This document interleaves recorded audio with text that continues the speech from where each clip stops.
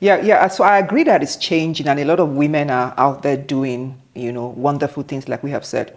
But there are there may be one or two or three women who's listening, who's still in that place of struggling. It's in the place of fear and anxiety and worry. She doesn't have it all put together. What would you say? What recommendations would you say? What things?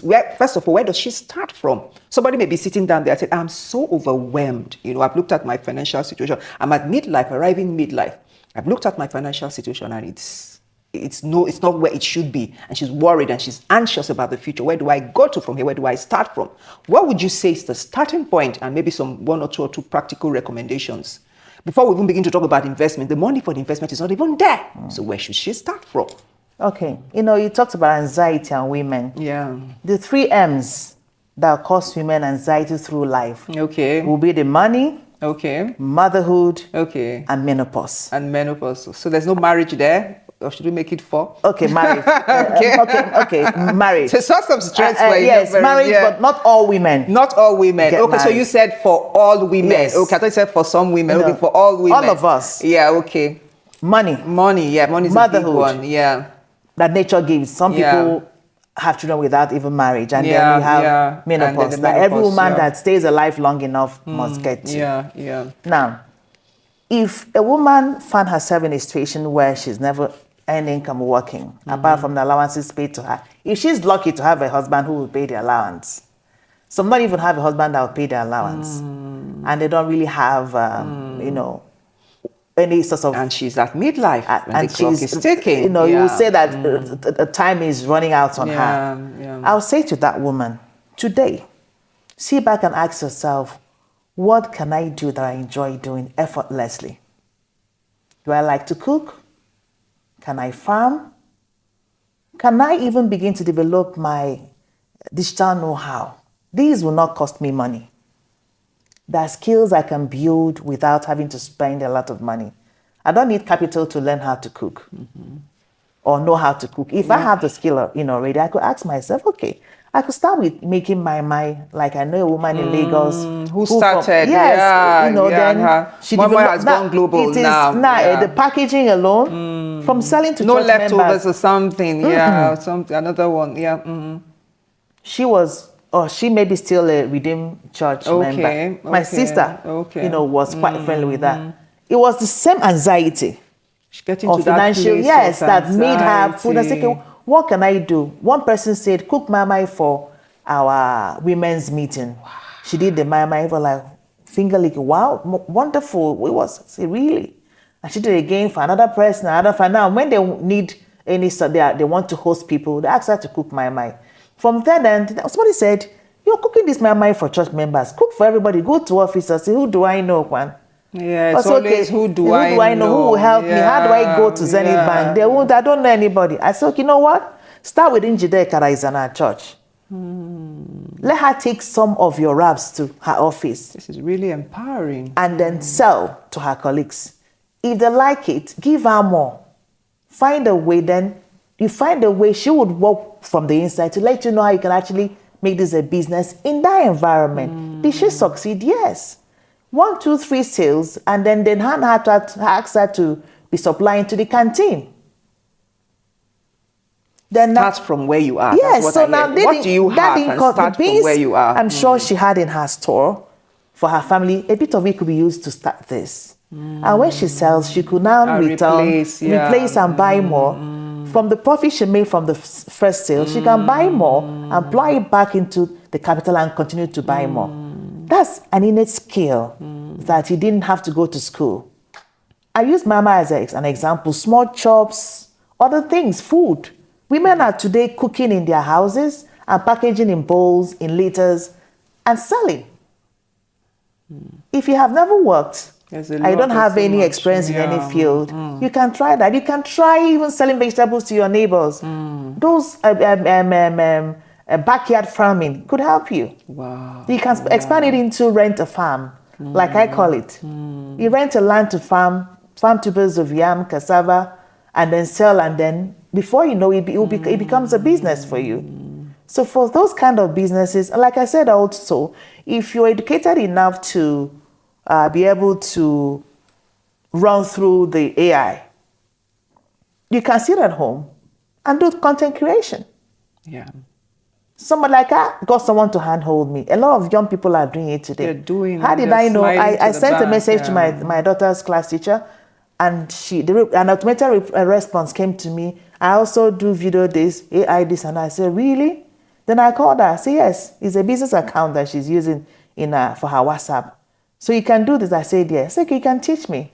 And I just ran a social platform just like a week ago. And I had to do a lot of video editing. I made animate a video for a person to wave and all that. I learned them from her. Wow. And I'm already applying it. And people are saying to me, Nkechi, how did you make this picture wave? And I said, it's AI. It's called animation.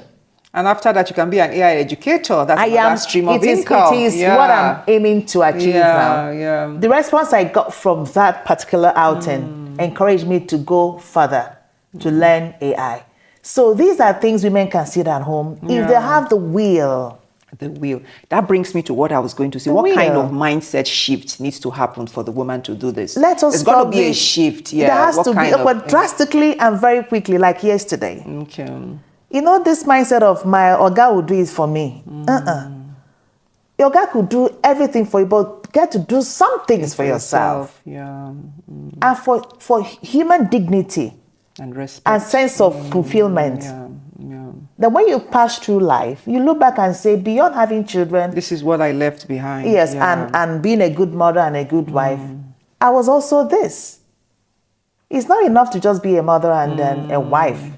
That's not enough. For me, it wouldn't give anybody fulfillment at 70. Yeah. You should be able to have done some other things for the society and for yourself. Okay, so from a faith-based perspective now, we're going to be going into investments shortly.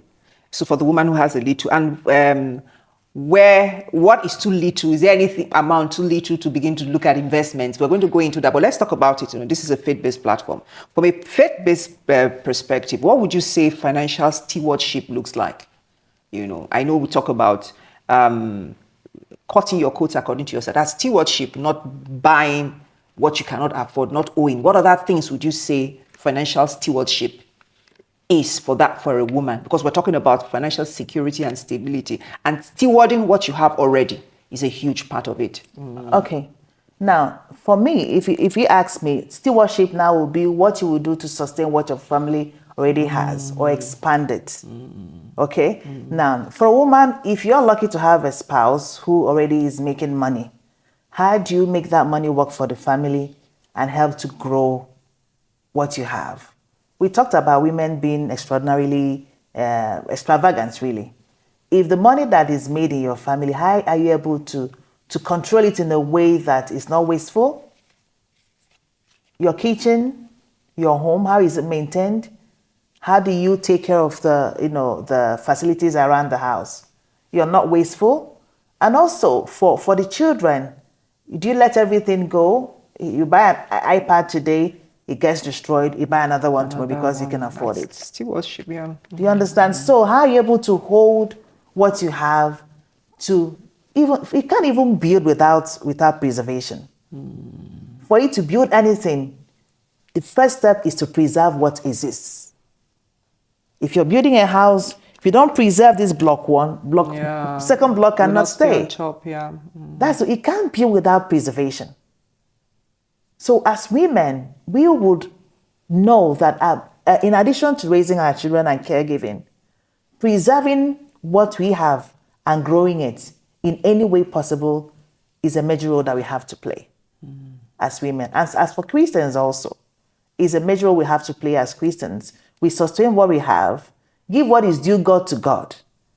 And then at home, we're able to run the home in a way that, Igbos will say, Osodieme, like you support your husband. That through your preservation and conservation, the family is able to create further wealth. I heard the story of a particular lady who would always remove a little amount of money, that whatever money she was given for housekeeping, she would remove a fraction of that money and keep it. And there was once in the house, the family had some emergency. And she brought out that fund, and the husband was asking her, "Come, like, where did you get this?" And she said, "Each time you gave me money to run the house, she removed a fraction of it." So that's stewarding, just in line with what you were talking. You were talking about. I've heard that story had been told in so many ways. In so many ways about a woman. Also, about a woman who would always take out a little bit. In fact, my colleague, my branch manager years ago in 2003 in UBS, Asokoro, said to me that he was able to buy the house they lived in at that time because the wife was taking out a bit of money to save. So when the opportunity to come, when they did all those government houses sale in 2005, and they were meant to do a down payment of 5%, he couldn't make up the money. And the woman said, "I have some savings. We could add to it and make up the 5% that was required for us to, make a deposit to show interest before the full payment." And from that day on, it was a story he told us all the time about how women are quite the pillars of their homes. So stewardship, like you said, like we all agreed, women, we have a role to play to ensure that whatever the family brings in is handled in a way that it will sustain, preserve it, grow it. And when there is need, emergency will always come. And that's part of the greatest challenges of midlife, all those unforeseen. When it comes, what do you do? Like the man loses his job or he falls sick and not able to sustain the income you used to live on. What do you do? What do you do as I'd like you to really speak to that, because our experiences, we arrive midlife with varied experiences. Some of us are still married, some are widowed, some are separated, some never even got married and are alone. And there's that. So we've talked a lot about, there's the support from the husband and all of that. But we have women who are out there who are alone, trying to survive at midlife. So what would that woman do who's alone, finds herself in a financial mess and is totally alone? Where does she begin her journey from? Because it's not enough to say, okay, go and learn how to make more money and all that. In that state of mind, she's really struggling to pay bills. The mama may not even sustain her to pay the house rent. So any thoughts around them? Yes. Who feels really, really, and when I say really, really, really overwhelmed in a financial mess, who is in a financial mess and is alone? Is there any hope for that person, or do we say it's a hopeless case? Once you're breathing, once you have life, there will be hope. There will be hope. Now, for a woman, it's also part of the midlife challenges, interruption in career interruption, and also even marriage interruption. A lot of women at that time may find themselves out of their marriages. And it was marriage they depended on. All through their youthful lives, they were building, caregiving, taking care of everyone else, and suddenly they find themselves alone. So what does she do? First of all is to go right inside of you and draw the strength. To tell yourself that it does not matter what the situation is, life goes on. I like that. That's the mindset shift we're talking about. Pick the pieces of your life. No sorrow, no blames, and no sympathy seeking. You don't even have the time to throw and you're running out of time as it is. Even have the and time you have not built any wealth. You have not.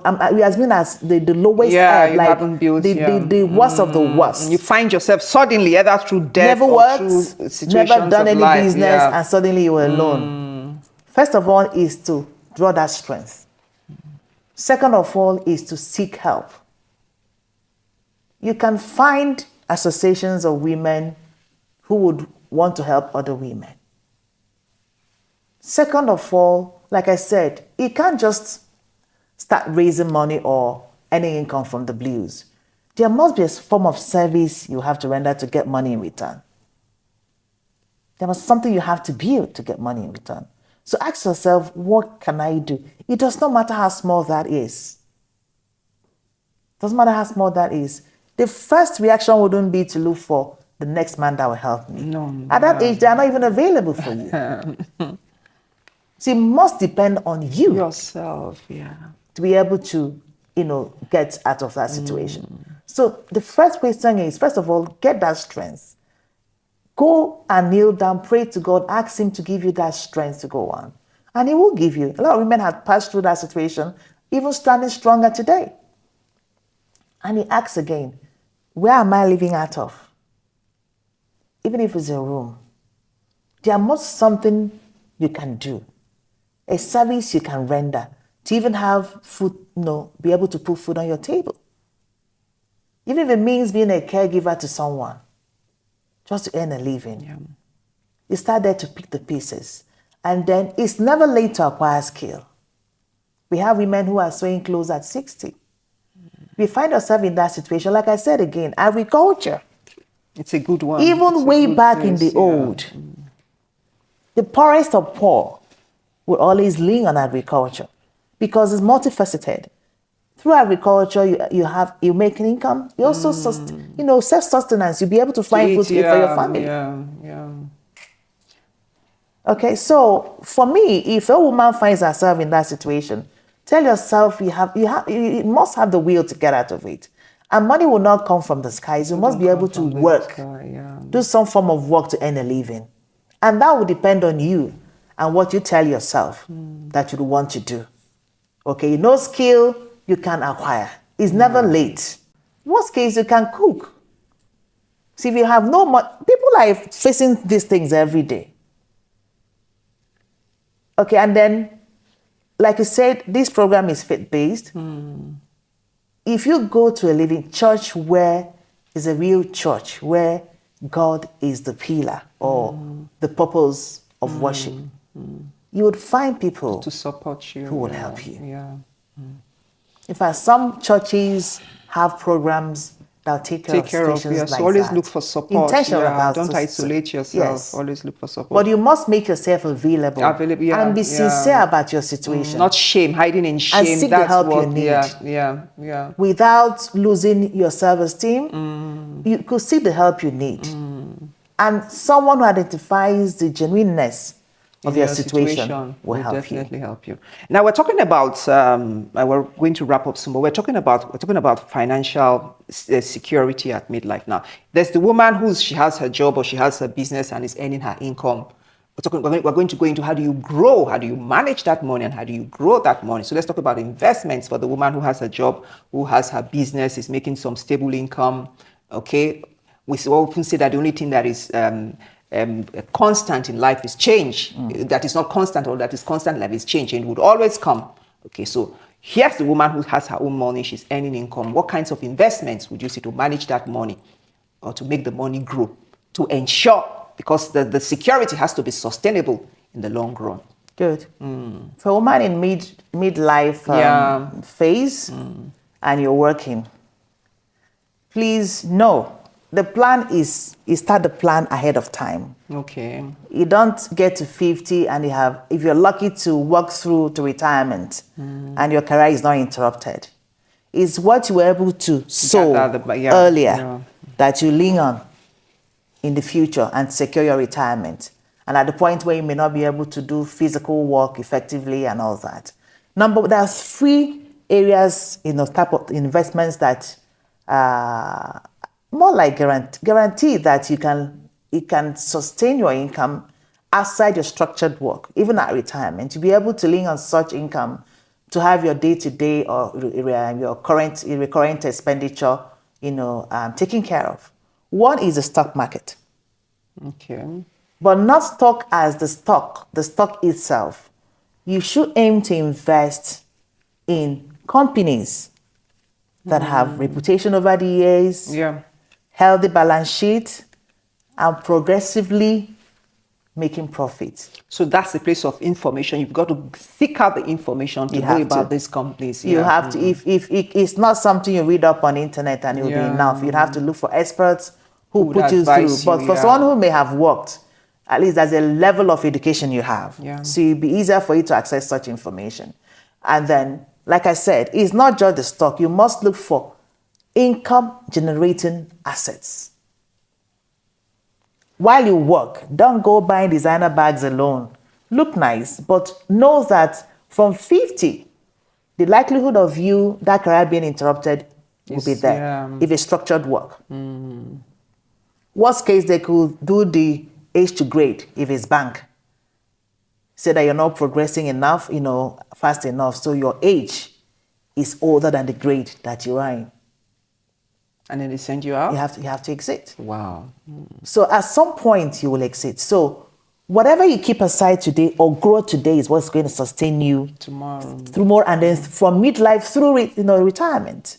So healthy stock, very key, but not just stock as in the stock itself that you maybe when you need money sell your shares to get money. No, we'll invest in companies that have history, healthy balance sheet, and progressively growing and making income. That way they will pay you dividends. Yeah. In Nigeria, it's paid twice.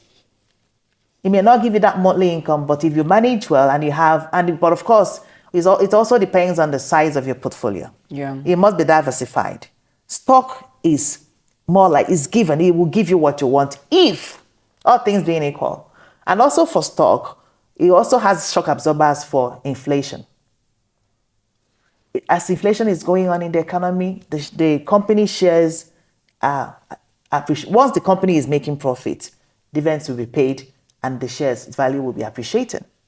So it could give you the buffer for inflation. And also real estate. Yeah, real estate is a big one. Globally, you can't go wrong with real estate. But not building houses where you live. Okay. This your house is not an income generating asset. It's not. It's appreciating in value for future. If you want to sell, you get more money.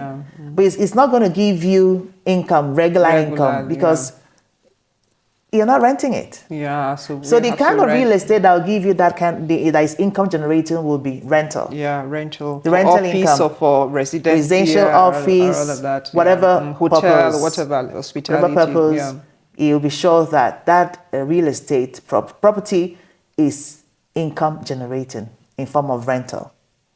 And the money market. But when I talk about money market, I'm not so bold. Why? Because of the space where we find ourselves in the country. Our money market, has not been very stable. But in the last 2 years, it's been a bit stable. If I may talk about treasury bills, you earn more interest now, about 8.5 on the average on your savings. If you all terms and conditions met, you're getting more. So if you're able to build more savings, more money in your savings, you could get a little money from there. All things being equal, if we're able to sustain what we have now in the money market, it could be an investment, a source of investment you can lean on. The treasury bills, the bonds are usually longer term, but I have a friend that is paying school fees through treasury bills now. Wow. Yes. Wow. Because the rates are not bad. So what she's done is to stagger it in a way that every 3 months, some different dates, she gets her upfront interest, pays the rent, the school fees. Another set will mature in another 3 months, another term, and she pays the school fees, and it's okay for her. Not everyone is opportune to have that volume, but do something. Yeah. Treasury bills can help you take care of your recurrent expenses. To wrap up, Dr. Nkechi, what's that one financial truth you can tell that woman who's listening to us now? Just one financial truth. Okay. You see, I would want to tell every woman looking at me today, those that may not have any source of livelihood, that the number one confidence boost for any woman is financial capacity, financial empowerment, and financial security. Beyond beauty, who you're married to, how many children you have. Being able to have your own money and decide what you do with it. Nothing else could give you the level of confidence that will give to you. So I ask you today, it's never late, you're 50, you're 60, once you have life. If there's a health challenge that will hinder you from walking around as effectively, you can sit at home and think through what you can do to earn your own living. I tell you that the kind of fulfillment you get from that is greater than any feeling you could ever have in your soul. And with that, that's our show, The Woman at Midlife, moving from anxiety to agency. Today's conversation reminds us that financial security is much more than numbers. It is deeply connected to agency and peace of mind. No matter where you are today, growth is still possible. Stay curious, seek support, ask the right questions, and take baby steps. Thank you so much, Dr. Nkechi Abana, for coming here to empower us. And for you who's listening out there, it is never too late to get on the journey of your financial security. Until we come your way again next time, see you and God bless you.